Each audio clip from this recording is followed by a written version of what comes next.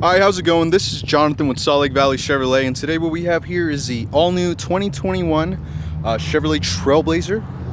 And this one comes in with the 1.0 turbo with the 9-speed transmission.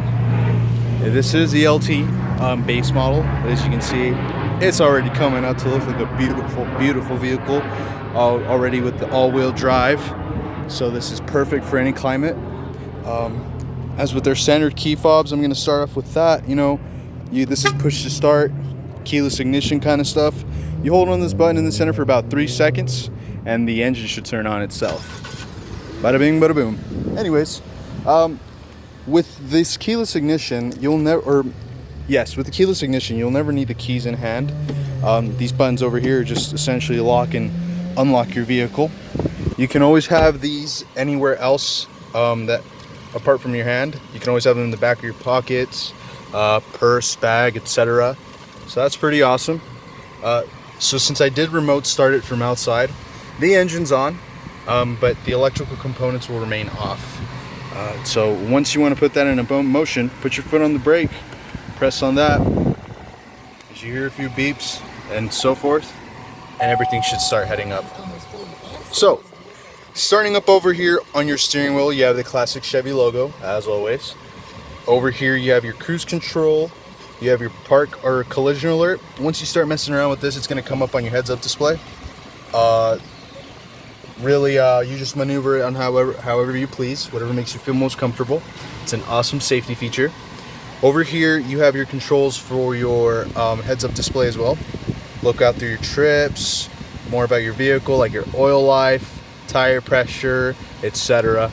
And then your eco on how much you're consuming on a day-to-day basis or specific trip. Sorry, I just had to turn the music down a little bit. So apart from that, we come up over here and you have your classic infotainment center. You got your home button over here. You can alternate between going over to the radio or just on your little home screen.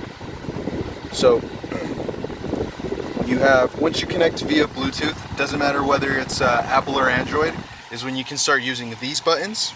This is your voice command that wants to focus. Once you press on that, it's going to come up on your infotainment center screen, and you can initiate GPS, send texts, make calls, etc. So that's a pretty awesome feature, but the one thing you'll always have to do is just make sure you end that feature. Otherwise, whatever you say, the system will get a hold of that, Over here you have your AC temp control. I kind of like these knobs. They look a little bit better. It doesn't seem to give you the temperature as the other ones did before, and same with this one. But it's still quite titillating. Hopping down here, you have a USB, a USB, and an auxiliary cord input. Down over here, you have your cigarette lighter. Usually these go for about 12 volts.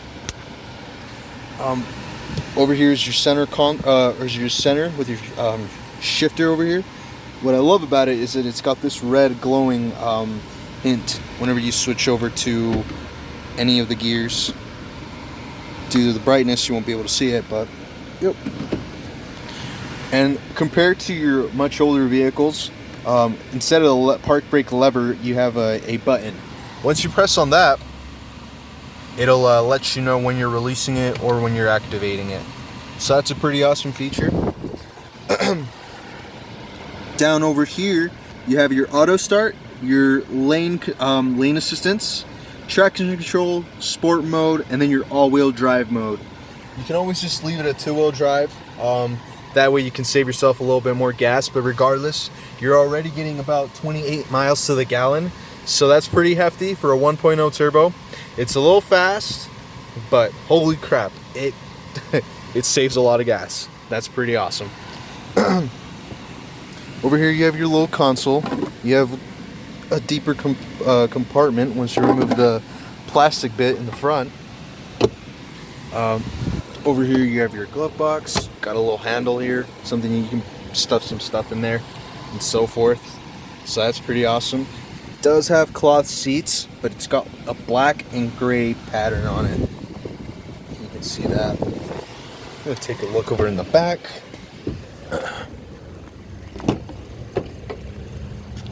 So with the Trailblazer, you already have pretty sufficient leg space for anybody. I'm a pretty short guy. I'm about 5'6", 5'7", but as you can see already, I still have all the leg room in the world. I can move this back and I still have a lot of space. So that's pretty awesome.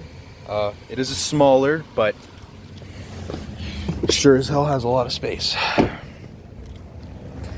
then your trunk, you have a little button down over here.